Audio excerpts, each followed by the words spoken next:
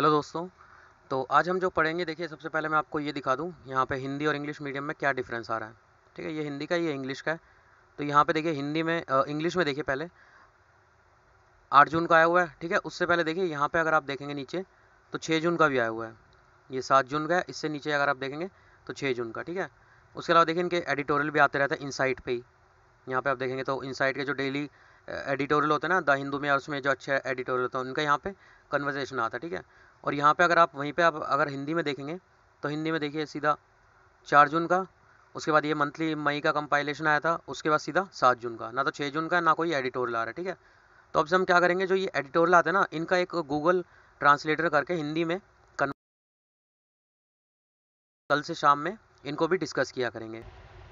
तो इससे क्या होगा, जो बेसिक हमारी वो है, मतलब जो आर्टिकल हमारे छूट जाते हैं वो कहीं ना कहीं हमें यहाँ पे मिल जाया करेंगे। ठीक है, तो अभी आज जो हम अभी तो जो है 7 तारीख का पढ़ेंगे, इसके बाद 6 का भी हम पढ़ेंगे, गूगल कन्वर्ट करके ट्रांसलेट करके उसको भी पढ़ेंगे। ठीक है, और 8 का अगर हमारा आज आ जाता तो ठीक है, नहीं तो इसको भी सुबह हम गूगल से ही ट्रांसलेट करके इसको भी देख लेंगे। ठीक है, मतलब एक तो बेसिक कोई छूटे ना, और थोड़ा सा हम टाइम टू टाइम अपडेट रहे। जैसे पीछे के अभी मेरे 1 2 3 के जो है छूटे हुए हैं। ठीक है, तो वो उसकी वजह से वही है कि एक साथ इन्होंने जो है एक साथ डाल दिए, 2 3 दिन दिए नहीं, फिर एक साथ सारे आर्टिकल डाल दिए। तो उसी वजह से फिर एक साथ इतने सारे बनाने के लिए थोड़ा सा वो हो जाता है। तो मैं अब कोशिश करूँगा कि एक तो रेगुलर रहे और हमारे जो आर्टिकल्स हैं वो भी कवर होते रहें। ठीक है, तो चलते हैं, पहले आज हम 7 जून का भी पढ़ लेते हैं। तो देखिए यहाँ पे 7 जून का हमारा ये आर्टिकल है, PIB प्लस करंट अफेयर्स। तो पहली न्यूज़ देखते हैं सबसे पहले, GS पेपर 1 से भारतीय संस्कृति में प्राचीन काल से आधुनिक काल तक के कला के रूप, साहित्य और वास्तुकला के मुख्य पहलू शामिल होंगे। सबसे पहले संत कबीरदास। ठीक है, तो हाल ही में क्या हुआ, जो राष्ट्रपति रामनाथ कोविंद है उनके द्वारा जो उत्तर प्रदेश में मगहर है, ठीक है, उसमें स्वदेश दर्शन योजना, इसके तहत संत कबीर अकादमी और अनुसंधान केंद्र, इसका उद्घाटन किया गया। तो थोड़ा सा संत कबीर के बारे में देख लेते हैं क्या क्या दिया गया है।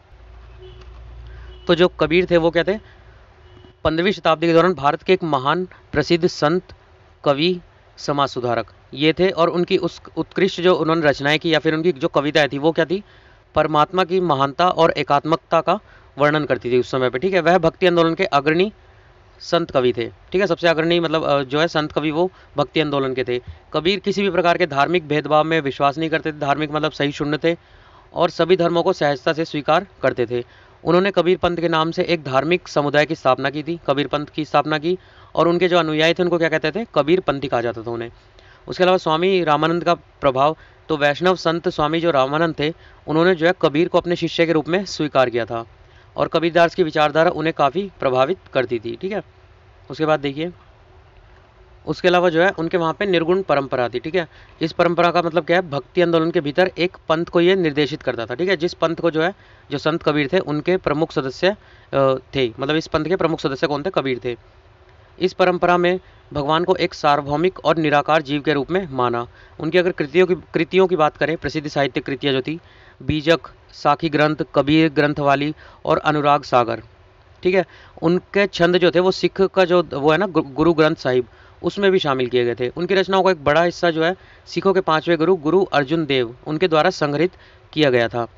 संत कबीर की रचनाओं की पहचान उनकी 2 पंक्तियों वाले दोहे, जो कि आपने मतलब कहीं ना कहीं सुने होंगे गाने वगैरह में, या मतलब वो करके आपने सुने ही होंगे। ठीक है, जिन्हें कबीर के दोहे के नाम से जाना जाता है। ठीक है, उसके बाद जाति प्रथा के खिलाफ उनके जो दृष्टिकोण था, तो उन्होंने जो है जो कबीर जी थे उन्होंने जाति व्यवस्था का कड़ा विरोध किया था। ठीक है, और साथ ही जो ब्राह्मण वो करते थे जटिल अनुष्ठान और रीति रिवाज, उनको दूर करने की मांग की। अपने समय के अन्य प्रमुख संतों की तरह उन्होंने भी सेम तर्क दिया कि कोई भी व्यक्ति केवल भक्ति के माध्यम से ही ईश्वर के प्रति गहन प्रेम या भक्ति से ही मोक्ष प्राप्त कर सकता है। उन्होंने जाति भेद को मिटाने की कोशिश की और एक समतावादी समाज, ठीक है, जहाँ पे सब समान हो, वो बनाने का प्रयास किया। उसके बाद देखिए अगली न्यूज़ GS पेपर 2 से है, यूनिट आप देख ही रहे हैं, सैरोगेसी अधिनियम संबंधी वाद विवाद। तो हाल ही में जो है दिल्ली कोर्ट में एक हाई कोर्ट में जो है एक याचिकाकर्ता ने याचिका डाली कि भारत में जो सैरोगेसी क्या होता है, मतलब किसी को मान लीजिए अगर बच्चा नहीं हो रहा है या बच्चा उन्हें चाहिए, तो वो क्या करे, जो मेल का स्पर्म होता है उसको, मतलब जो फीमेल होता है, किसी अपनी वाइफ को छोड़ के दूसरी फीमेल में जाके मतलब उसको मेडिकली मतलब उसको वो करवाते हैं, वहाँ पे फिर उनका बच्चा जो है, जो सैरोगेट मदर होती है उन वो मतलब वहाँ पे उनके बच्चे को जन्म देती है। ठीक है, तो इसके उसमें जो है कुछ स्टैंडर्ड्स या मानक कुछ बनाए गए थे हाईकोर्ट द्वारा। तो उसने जो है उसी को क्वेश्चन कर दिया कि जो सैरोगेसी है इसके लिए अधिकार पत्र देने अथवा नहीं दिए जाने के लिए कि अपनी वैवाहिक स्थिति क्यों बताएं, ठीक है, या उम्र या लैंगिक स्थिति इसको मानदंड के रूप में क्यों निर्धारित किया गया, उसने मतलब क्वेश्चन किया इसको, ठीक है। तो इसके अंतर्गत जो है जो जो कि वैवाहिक है, जो याचिका करता है, वो सैरोगेसी एक्ट के प्रावधानों के तहत सैरोगेसी के लिए अधिकार पत्र दिए जाने के अवसर से वंचित कर दिया गया था, ठीक है। और उसने कहा कि केवल मतलब अगर आपको सैरोगेसी एक्ट के थ्रू अगर बच्चा चाहिए तो उसमें क्या होता है, केवल चिकित्सीय आधार पर सैरोगेसी होगी, मतलब आपकी वाइफ को बच्चा नहीं हो रहा तो केवल इस आधार पर जो है आप सैरोगेसी के जरिए बच्चा मतलब अपना कहीं पे भी वो कर सकते हैं, ठीक है। तो उसने सिर्फ केवल को अगर किसी को नॉर्मल चाहिए बच्चा, सैरोगेसी से ही चाहिए, अपनी वाइफ से नहीं चाहिए, दूसरी उससे चाहिए, कुछ भी रीज़न हो, तो उसने कहा कि ऐसा क्यों है कि ये सिर्फ यही आपने नियम बनाए, ठीक है। तो उसने मतलब कोर्ट के कानून को ही चैलेंज कर दिया है। इसके अलावा और क्या नियम था कि उन दंपति के कोई भी बच्चा नहीं होना चाहिए, है ना। तो ये मतलब उसने इसी कानून को चैलेंज कर दिया। 2021 में जो पास हुआ तो वो जनवरी में ही पास हुआ था 2021 का ये सैरोगेसी अधिनियम, ठीक है। तो इसके अकॉर्डिंग जो है इस अधिनियम के अंतर्गत जो निस्वार्थ कोई सैरोगेसी है, मतलब बिना स्वार्थ के अगर कोई सैरोगेसी की अनुमति दी गई, ठीक है। तो इसमें क्या होता है, जो मतलब एक मान लीजिए हस्बैंड वाइफ है, एक सैरोगेट कोई मदर है, जैसे आपने अभी कोई फिल्म आई थी इसी पर शायद, मतलब रिसेंट कोई नई एक्ट्रेस ने कोई फिल्म की थी इसके ऊपर, तो उसमें ऐसा ही हुआ था। तो उसमें मान लीजिए अगर इसकी अनुमति दी जाती है तो क्या होता है, जो जो भी मान लीजिए लेडीज जो सैरोगेट मतलब बच्चे को करेगी, तो इसको क्या मेडिकल खर्चे और बीमा कवरेज के अतिरिक्त और कोई मुआवजा इसमें शामिल नहीं होता है, ठीक है। इसके अंतर्गत जो इन विट्रो फर्टिलाइजेशन है, ठीक है, वो क्लिनिक में काम करने वाले व्यक्तियों के लिए एक आचार संहिता बनाने, मतलब जो और वहाँ पे काम कर रहे हैं तो उनके लिए भी एक आचार संहिता बनाई जाए और लागू करने हेतु एक राष्ट्रीय बोर्ड का प्रावधान किया जाता है, ठीक है। इसके अंतर्गत जो सहायक प्रजनन तकनीक है, मतलब एक टेक्निक से होता है, जो हाँ एक मूवी आई थी ना अभी अक्षय कुमार की गुड न्यूज़ करके, तो उस टाइप से ये कुछ है, ठीक है। सहायक प्रजनन तकनीक होती है, इसके माध्यम से पैदा होने वाले बच्चे के लाभ हेतु जो इम्प्लांटेशन होता है उससे पहले भ्रूण का जो आनुवांशिक परीक्षण है उसको अनिवार्य किया गया है। इसके अंतर्गत जो अगर मेल की बात करें तो उसमें स्पर्म होता है, जो फीमेल में होता है अंडाणु और भ्रूण होते हैं, जो इनके अति निम्न तापीय संरक्षण, इसको बहुत कम टेम्परेचर पे जो है सेफ रखा जाता है, ठीक है। इस प्रक्रिया को व्यवस्थित करने हेतु प्रावधान किए गए हैं। उसके अलावा जो है अधिनियम में एक केंद्रीय डेटाबेस बनाए रखने और राष्ट्रीय बोर्ड को कामकाज सहायता करने हेतु एक राष्ट्रीय रजिस्ट्री एवं पंजीकरण प्राधिकरण इसके गठन के जो है प्रस्ताव किया गया था। अब इसके लिए शर्तें क्या होंगी कि अगर किसी को सैरोगेसी मदर मतलब चाहिए, किसी को बच्चा चाहिए उससे, तो कैसे कर सकते हैं वो।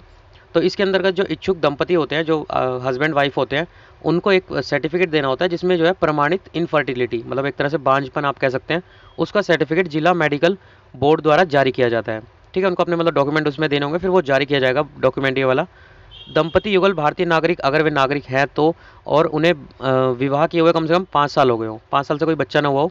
दंपति युगल में महिला की आयु 23 से 50 हो, पुरुष की 26 से 55 इसके बीच होनी चाहिए, और उनका कोई भी बच्चा ना हो, जीवित बच्चा ना हो, और हो भी तो मतलब इससे विकलांग या जीवित को जोखिम में डालने वाले या प्राणघातक बीमारी से ग्रसित बच्चे इसमें शामिल नहीं होंगे, ठीक है। ऐसा बच्चा उनके पास अगर हो, ये जो नीचे कंडीशन दे रखी है, तो या फिर बच्चा ना हो या फिर ऐसा हो, ठीक है। इन दोनों कंडीशन में ये कंडीशन अप्लाई होती है। उसके बाद सैरोगेट माता के लिए योग्यता मानदंड, मतलब कोई बच्चा अगर सैरोगेट मदर है तो उसके लिए क्या योग्यता होगी। देखिए क्या क्या वो है। एक तो जो सैरोगेट माता होगी, मान लीजिए हस्बैंड वाइफ है और ये कोई सैरोगेट मदर है, ठीक है, तो ये इनमें से जो है इच्छुक दंपति के निकट संबंधी होनी चाहिए, दोनों में से किसी के भी। और उसके पास सैरोगेसी करने के लिए मेडिकल, एक तो उसके पास मेडिकल सर्टिफिकेट हो, एक मनोवैज्ञानिक, मतलब मेंटली भी ये ना हो कि अनस्टेबल हो, मेंटली भी फिट हो, उसका सर्टिफिकेट होना चाहिए। उसे विवाहित होना चाहिए, इस सैरोगेट मदर को शादीशुदा होना चाहिए, उसका पहले से ही खुद का अपना बच्चा होना चाहिए, ठीक है। मतलब ये ना हो कि उसका खुद का भी बच्चा नहीं है और इनका बच्चा करने के बाद उसको कोई मेडिकल प्रॉब्लम आ जाए, ठीक है, ताकि उसकी लाइफ में प्रॉब्लम ना हो। उसका खुद का पहले से ही बच्चा हो, उसकी उम्र कम से कम 25 से 35 वर्ष के बीच होनी चाहिए। इसके अलावा वह केवल एक बार ही सैरोगेट मदर बनेगी, ठीक है। 25 से 35 इस लेडीज़ की उम्र होनी चाहिए और सिर्फ एक ही बार ये काम जो है सैरोगेट मदर जो है बन सकती है, ठीक है। उसके बाद भारत में सैरोगेसी अधिनियम की अगर आवश्यकता की बात करें, क्योंकि इंडिया में क्या है, जो भारत में वर्तमान में बांझपन के इलाज के हब में रूप में उभरा है, इस वजह से गरीब और सुविधाओं से वंचित कई महिलाएं मतलब पैसों के लालच में अपनी कोख जो है एक तरह से वो किराए पे दे देती है। यद्यपि बेईमान बिचौलिए जो होते हैं ऐसी महिलाओं का शोषण करने लगे हैं, इस कारण इसमें जो है उचित नियमन की आवश्यकता हो गई है आज के टाइम में, ठीक है। उसके बाद देखिए अगला क्या है, कावेरी जल प्रबंधन। ठीक है। तो इसके बारे में काफ़ी पहले भी आर्टिकल आ चुके हैं, 1 साल पहले के करीब आर्टिकल आए थे। तो अब देख लेते क्या आया हुआ है इसमें। तो इसके अंतर्गत जो CWMA है, कावेरी वाटर मैनेजमेंट अथॉरिटी या फिर कावेरी जल प्रबंधन प्राधिकरण, उसके द्वारा अपनी जो आगामी बैठक है, जो आने वाले टाइम में बैठक होगी, उसमें कर्नाटक सरकार की जो मेकेदांतु बैलेंसिंग रिजर्वायर कम ड्रिंकिंग वाटर प्रोजेक्ट, इस पर विचार जो है किया जाएगा। ठीक है। मंत्रालय की सलाहकार समिति द्वारा जो विस्तृत परियोजना रिपोर्ट है, इस पर विचार किए जाने के लिए कावेरी जो CWMA है, इसको स्वीकृति या फिर पूर्वापेक्षा आवश्यकता होगी। अब इसके बारे में देख लेते हैं, ये है क्या परियोजना जिस पर विचार किया जाएगा इस मीटिंग में। तो यह मेकेदांतु में प्रस्तावित एक बहुउद्देशीय जल विद्युत परियोजना है। परियोजना के तहत जो कर्नाटक का रामनगर जिले में कनकपुरा है, उसके पास संतोलन जलाशय, इसका निर्माण किया जाना प्रस्तावित है। उसके अलावा जो ये मेकेदांतु परियोजना है, इसमें क्या किया जाएगा, जो बेंगलोर शहर है उसके निकटवर्ती क्षेत्रों के लिए पेयजल समस्याओं को हल किया जाएगा। ठीक है। इस परियोजना में उसके अलावा जो राज्य है उसमें विद्युत की मांग जो है उसको पूरा करने के लिए जल विद्युत उत्पन्न करने वाली परियोजना के रूप में भी ये जाना जाएगा। तमिलनाडु द्वारा इस परियोजना का विरोध करने के कारण, ठीक है, ये दोनों के बीच में पिछले साल ही जो है विवाद हुआ था, कावेरी जल प्रबंधन कर्नाटक और तमिलनाडु सरकार में। तो इसके अंतर्गत जो तमिलनाडु सरकार है उसका क्या कहना है। तमिलनाडु सरकार का कहना है कि जो प्रस्तावित जलाशय जो मेकेदांतु परियोजना है वो कावेरी नदी के प्राकृतिक जल प्रवाह को प्रभावित करेगा। उसके अलावा जो कावेरी बेसिन है पहले से ही पानी की कम मतलब उसमें कम है, और इस परियोजना का निर्माण करने से या कोई अन्य परियोजना निचले तटवर्ती राज्यों को अपने हिस्से के पानी मिलने को काफ़ी प्रभावित करेगा। मतलब पानी का प्रेशर जो है यहाँ पे पूरा नहीं हो पाएगा पानी उस तमिलनाडु में। उसके अलावा सर्वोच्च न्यायालय द्वारा तमिलनाडु के लिए निर्धारित पानी का कुल वार्षिक मात्रा एक वर्ष में जो है 177.25 हजार मिलियन क्यूबिक फीट है। ठीक है, TMC फीट। इस 177.25 में से 80 TMC जो है, TMC ये मिलियन क्यूबिक फीट जो है वो काबिनी और जो KRS है, ठीक है, इसके निचले अनियंत्रित जलग्रहण से आने का अनुमान है। मेकेदांतु परियोजना राज्य के बकाया इस हिस्से के प्रवाह में हस्तक्षेप करेगा। ठीक है। उसके बाद देखिए ये फिगर दे रखा है यहाँ पे। तो ये जो हमारा कावेरी बेसिन ये क्या है, नॉर्थ कर्नाटक में पड़ता है। ठीक है, यहाँ से जो है इसका पानी इस तरफ ऐसे यहाँ पे बहता जाता है, और उसके बाद ये जो ब्लू कलर में दिखा रखे हैं ये हमारी रिवर हो जाती है, और ये जो फैले हुए हैं इसके ये स्ट्रीम हो जाते हैं। ठीक है, और यहाँ पे जो ये है ये वाले ये रिजर्वायर और डैम है। ये देखिए यहाँ पे दिखा रखे हैं ना, छोटे छोटे सारे क्या है, डैम है। ठीक है, जहाँ पे पानी को रोका जाता है और वहाँ पे जो है बिजली उत्पादन किया जाता है। ठीक है। अब उसके बाद देखिए कावेरी जल प्रबंधन प्राधिकरण के बारे में देख लेते हैं थोड़ा सा। CWMA ये है क्या। तो जो CWMA है उसका गठन कौन करता है, कावेरी प्रबंधन योजना, इसके अनुसार किया जाता है। इस योजना को जो पहले सेंट्रल गवर्नमेंट जो होती है उसके द्वारा तैयार किया जाएगा। उसके बाद अनुमोदित कौन करता है, तो सुप्रीम कोर्ट इसको अनुमोदित करता है। इसकी शक्ति और संरचना क्या है, तो सिंपल, एक अध्यक्ष, एक सचिव, 8 सदस्य है। 8 सदस्यों में से जो दो सदस्य होते हैं वो पूर्णकालिक होते हैं, जिनका पूरा काल होता है, जबकि बाकी बचे हुए अंशकालिक सदस्य केंद्र सरकार द्वारा नियुक्त किया जाता है। ठीक है।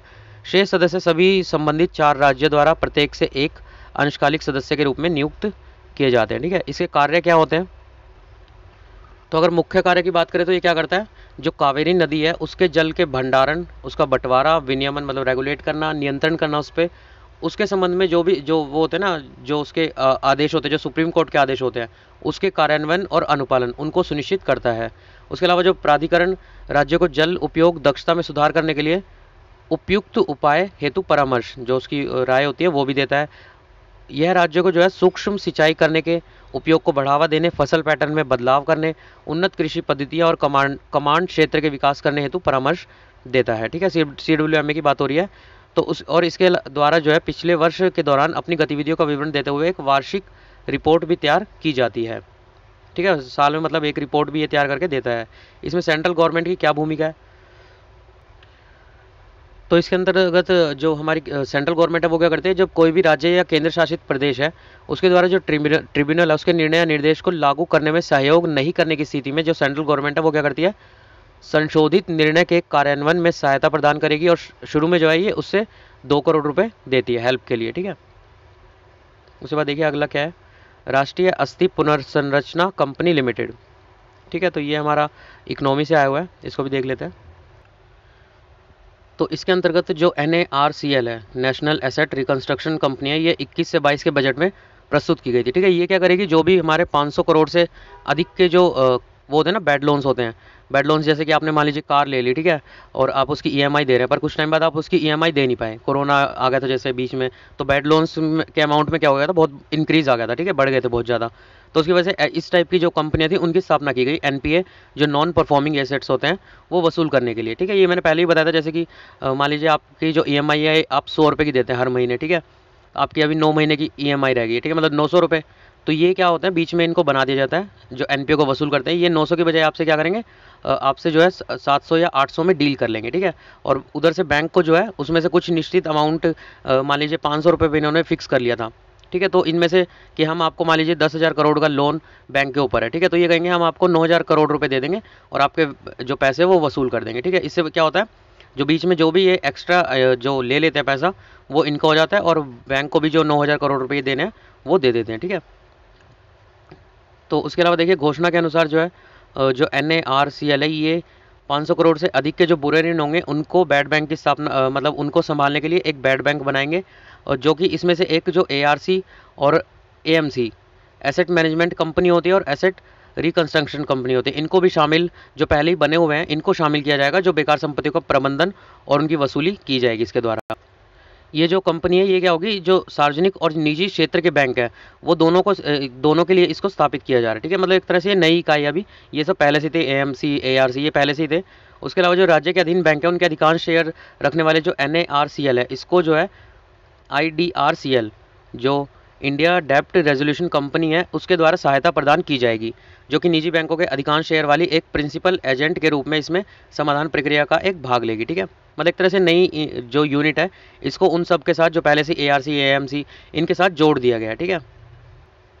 अब देखिए ये किस प्रकार जो है ARC से वो होगी, भिन्न होगी। ARC क्या है, हमारी जो भी प्राइवेट कंपनियां मिलकर जो बैड बैंक वसूल करती है ना, बैड बैंक बुरा लोन जो होता है उसको वसूल करती है, वो सारी प्राइवेट कंपनियां। अब NARCL ये क्या है, गवर्नमेंट कंपनी है, क्योंकि यहाँ पर जो विचार है वो सरकार द्वारा प्रस्तुत किया है, इसका अधिकांश जो स्वामित्व होगा वो राज्य के स्वामित्व वाले बैंकों के पास रहने की संभावना है। अतः इस प्रकार प्रस्तावित बैड बैंक का स्वरूप सार्वजनिक क्षेत्र का होगा, ठीक है। इससे हमें फ़ायदा क्या होगा, जो ARC थी वो क्या थी, जैसे मान लीजिए 10,000 करोड़ का लोन अगर वो वसूल कर रही है, तो वो ज़्यादा से ज़्यादा मतलब इसको नीचे लाना चाहेगी कि सरकार को बोलेगी कि हम आपको 5,000 करोड़ रुपए देंगे या 6,000 करोड़ रुपए, मतलब कम से कम इनको लाना चाहेगी, ताकि बीच में जितना भी प्रॉफिट हो वो इनका हो। अब ये सरकार का ही खुद की कंपनी है, तो इनमें क्या होगा, जो ऋणों पर भारी छूट जो ARC लेती थी उसमें कमी आएगी कहीं ना कहीं, ठीक है, क्योंकि यह एक सरकारी पहल है, अतः प्रस्तावित बैड बैंक के साथ आकलन संबंधी मुद्दा नहीं होगा। सरकार समर्थित अस्थि पुनर्संरचना कंपनी के पास बड़े खातों को खरीदने के लिए पर्याप्त क्षमता होगी, क्योंकि वहाँ पे गवर्नमेंट इसको कर रही है तो उसके पास बड़ी क्षमता होगी, और इस प्रकार बैंकों के लिए इस बुरे धन को अपने खाता वितरण में रखने से मुक्त किया जाएगा, ठीक है।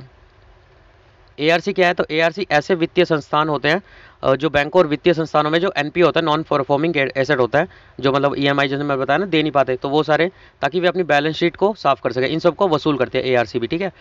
ARC जो है RBI के अंतर्गत पंजीकृत है, जो कि पिछले साल हमने जब ये आया था, जब कोरोना मतलब अपने पीक पे था, तो काफ़ी सारी ARC उस टाइम पे बनी थी, तो उस टाइम हमने पढ़ा था, ठीक है। विधिक आधार, तो इसमें विधिक आधार मतलब लॉ से क्या, कानून से क्या इसको बनाया गया, तो जो ये है सरफाइसी अधिनियम 2002, इसके द्वारा ARC का गठन हेतु एक वैधानिक आधार प्रदान किया जाता है। Securitisation and reconstruction of financial asset and enforcement of security interest, इसके द्वारा इसको एक वैधानिक आधार प्रदान किया गया ARC को, ठीक है। तो इसकी पूंजी आवश्यकता है, जो सरफाइसी अधिनियम 2016 में किए गए संशोधनों के अनुसार जो ARC है उसके पास न्यूनतम 2 करोड़ रुपए के स्वामित्व निधि होना चाहिए। अगर आपको ARC कोई भी अपनी बनानी है तो आपके पास मिनिमम 2 करोड़ रुपए का पैसा होना चाहिए, निधि होनी चाहिए, ठीक है। रिजर्व बैंक द्वारा 2017 में इस राशि को बढ़ाकर 100 करोड़ रुपए कर दिया गया था 2017 में। उसके अलावा जो अस्थि पुनर्संरचना कंपनी के लिए अपने जोखिम भारित आधारित परिसंपत्तियों में 15% का पूंजी पर्याप्तता अनुपात बनाए रखने का आवश्यक होता है, ठीक है। तो इसकी आवश्यकता क्या है, बैंकिंग प्रणाली में तनावग्रस्त कुल राशि 15 लाख करोड़ रुपए से अधिक होगी, ठीक है। मतलब तनावग्रस्त मतलब वही जो पैसा दे दिया सरकार ने पर वापस नहीं आ रहा है, सरकार से ले लिया गया पर उसको वापस नहीं मिल रहा है। तनावग्रस्त सस्ती और सीमित पूंजी के बोझ तले दबे बैंकों के लिए NPA को मैनेज करना मुश्किल हो रहा है, सरकार भी केवल सीमित पूंजी ही प्रदान कर सकती है, अतः ऐसी स्थिति में बैड बैंक मॉडल सरकार और बैंकों दोनों की मदद करेगा, ठीक है। उसके बाद देखिए अगला क्या है, इस्लामिक सहयोग संगठन OIC, इसने जो मतलब वो निंदा की है भारत की, जो ये यहाँ पे नुपुर शर्मा ने मतलब टिप्पणी की थी, तो उसके ऊपर जो है OIC ने इनके भारत के इस्लामिक सहयोग संगठन की आलोचना की। भारत द्वारा इसके महत्वपूर्ण खाड़ी देशों यूएई हो गया और सुरक्षा साझेदार ओमान, जॉर्डन सहित कई देशों द्वारा भाजपा के 2 नेताओं की टिप्पणी की निंदा करने के बाद कड़ी प्रतिक्रिया की है। ठीक है, ये देखिए, ये यहाँ पे नुपुर शर्मा, यहाँ पे मतलब इनको जो है उससे प्रेस रिलीज़ किया गया कि यहाँ पे मतलब हमें ऐसा नहीं करना चाहिए, और ये सब मतलब लिखा हुआ है औपचारिक बातें। तो इनको जो है पार्टी से निकाल दिया गया। तो ओआईसी के बारे में देख लेते हैं अब यहाँ पे। तो ओआईसी जो है 1969 के स्थापित एक अंतर्राष्ट्रीय संगठन है। इसमें 57 देश हैं। ठीक है, यह संयुक्त राष्ट्र संघ के पश्चात दूसरा सबसे बड़ा अंतर सरकारी संगठन है। सबसे बड़ा कौन सा है? यूएन। इस संगठन का कहना है कि मुस्लिम विश्व की सामूहिक आवाज़ है। उद्देश्य क्या है? अंतर्राष्ट्रीय शांति और सद्भाव को बढ़ावा देना, साथ ही दुनिया के मुस्लिम समुदाय के हित की रक्षा और संरक्षण हेतु कार्य करना। संयुक्त राष्ट्र संघ और यूरोपीय संघ में ओआईसी के स्थायी प्रतिनिधि मंडल हैं। ठीक है, यूएन में भी है और ईयू में भी है, दोनों में इसके स्थायी प्रतिनिधि मंडल है। इसकी स्थायी सचिवालय सऊदी अरब के जद्दा में है स्थित है। ठीक है, इसका महत्व क्या है? तो हाल के दिनों में जो भारत और ओआईसी के मध्य आर्थिक और ऊर्जा संबंधी परस्पर निर्भरता है, उसमें वृद्धि विशेष रूप से महत्वपूर्ण हो गई है। व्यक्तिगत रूप से भारत के ओआईसी के लगभग सभी सदस्य देशों के साथ अच्छे संबंध है। हाल के वर्षों में संयुक्त अरब अमीरात और जो सऊदी अरब है उसके साथ संबंधों में विशेष रूप से उल्लेखनीय सुधार हुआ। ओआईसी के में जो है भारत के 2 करीबी पड़ोसी बांग्लादेश और मालदीव दोनों ही क्या है? शामिल है। ठीक है, प्रीलिम्स फैक्ट है संत साबंदर।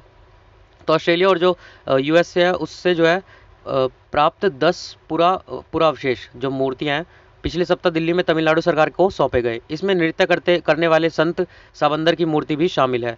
ठीक है, तो नृत्य मुद्रा में जो बाल संत साबंदर है उसकी यह प्रतिमा 12वीं शताब्दी के चोल वंश से संबंधित है। ठीक है, यह दक्षिण भारत के 3 प्रमुख संतों मुवार, ठीक है, मुवार में से एक है। जटिल छंदों में से 16,000 भजनों की इसमें उन्होंने रचना की थी। ठीक है, उनके बारे में बताया जा रहा है संत साबंदर के बारे में। साबंदर जो है दक्षिण भारत में सक्रिय 63 नयनार संतों में से एक थे और एक अन्य शैव कवि संत अपार के समकालीन थे। इन संतों ने भक्ति कविता गीता के माध्यम से शिव की आराधना को लोकप्रिय बनाने में महत्वपूर्ण भूमिका निभाई। गीता मतलब गीतों, सॉरी सॉन्ग यहाँ पे बात हो रही है। पर्यावरण रिपोर्ट 2022 की स्थिति, भारी प्रदूषण का सामना कर रही नदियाँ। ठीक है, तो जो centre for science and environment है, सीएससी है, उसके द्वारा पर्यावरण रिपोर्ट 2022 की स्थिति, भारी प्रदूषण सामना कर रही नदियाँ, state of the environment report 2022 river facing heavy pollution शीर्षक एक रिपोर्ट जारी की गई है। ठीक है, इस रिपोर्ट में जो है सार्वजनिक स्रोतों से प्राप्त जो पर्यावरण विकास डेटा है उसका एक वार्षिक संग्रह है, पूरे साल का मतलब संग्रह है। प्रमुख निष्कर्ष, सबसे पहले जल प्रसार में वृद्धि। तो भारत, चीन, नेपाल, इन तीनों में जो है 25 हिमनद झीलों और जल निकायों ने 2009 से अपने जल प्रसार क्षेत्रों में मतलब जल का जो फैलाव होता है उसमें 40% से अधिक की वृद्धि की है, जो कि 5 भारतीय राज्यों और 2 केंद्र शासित प्रदेशों के लिए एक गंभीर खतरा है। तटरेखा का कटाव। ठीक है, 1990 से 2018 के बीच भारत की जो है 1/3 से अधिक 1/3 से अधिक तटरेखा में कुछ हद तक क्षरण देखा गया। पश्चिम बंगाल में 60% से अधिक तटरेखा के कटाव के साथ सबसे बुरी प्रभावित हुआ है पश्चिमी बंगाल। ठीक है, पश्चिम बंगाल में मतलब जो गंगा और ब्रह्मपुत्र आपस में मिलके क्या होती है, इधर से जाके आप बांग्लादेश में इधर गिरती है और इधर यहाँ पे पश्चिम बंगाल जो उसमें गिरती है। ठीक है, मतलब कोलकाता से होते हुए यहाँ पे आके गंगा सागर में गिर जाती है, तो इसकी वजह से उसका जो है कटाव ज़्यादा हुआ है। चक्रवातों की आवृत्ति और समुद्र के स्तर में वृद्धि, बंदरगाहों का निर्माण, समुद्र तट खनन, बांधों का निर्माण जैसी मानवीय गतिविधियाँ तटीय क्षरण के कुछ मानवीय कारण है। ठीक है, नदियों में भारी जहरीली धातु जैसे कि सीसा, लोहा, निकल, कैडमियम, आर्सेनिक, क्रोमियम, तांबा, इनकी मात्रा में वृद्धि हुई है। जलवायु हॉटस्पॉट, 2030 तक भारत के जो है 45 से 64% तक वन क्षेत्रों के जो है जलवायु हॉटस्पॉट बनने की संभावना है। अभी होता क्या, जलवायु हॉटस्पॉट तो एक ऐसे क्षेत्र को संदर्भित करता है जो जलवायु जो परिवर्तन है उसके गंभीर प्रभावों का सामना कर रहा है। 2050 तक जो है देश का लगभग संपूर्ण वन क्षेत्र एक जलवायु हॉटस्पॉट बनने की संभावना है। विश्व पर्यावरण दिवस, जैसा कि पता ही आपको 5 जून को मनाया गया था, वर्ल्ड एनवायरनमेंट डे, और यूएन जो राष्ट्रीय सभा है उसके द्वारा 1972 में फर्स्ट टाइम जो है मानव पर्यावरण पर स्टॉकहोम सम्मेलन के दौरान ये तय किया गया था। पहली बार कब मनाया गया था? 1972 में सॉरी। ठीक है, 5 जून को शुरू हुआ और 16 जून तक ये जारी रहेगा।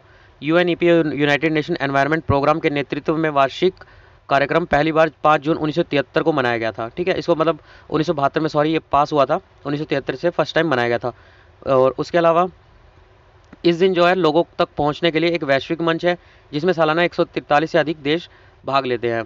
और इस बार का थीम क्या था? ओनली वन अर्थ, और केवल एक पृथ्वी, जो कि पृथ्वी के सद्भाव में रहना रहने पर केंद्रित है। ठीक है,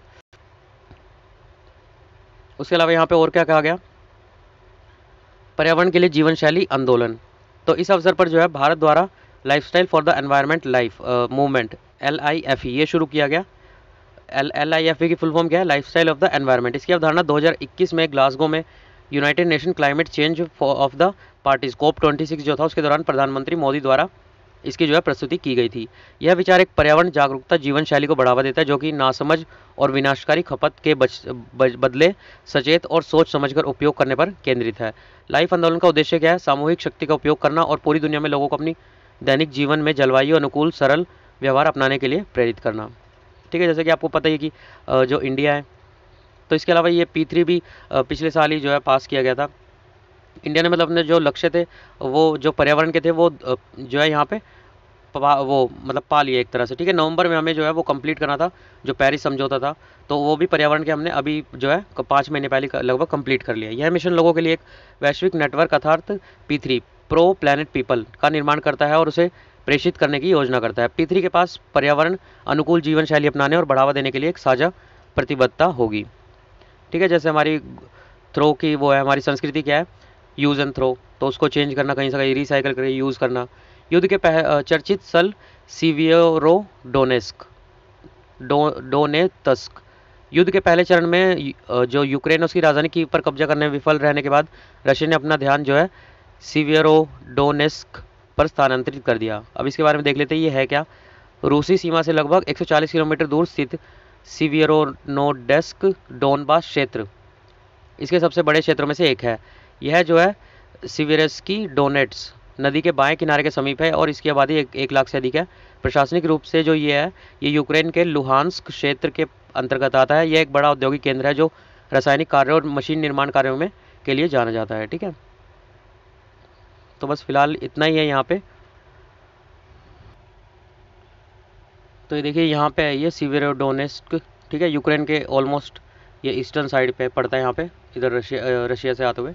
ठीक है, अंदर यूक्रेन के अंदर ही पड़ता है ये।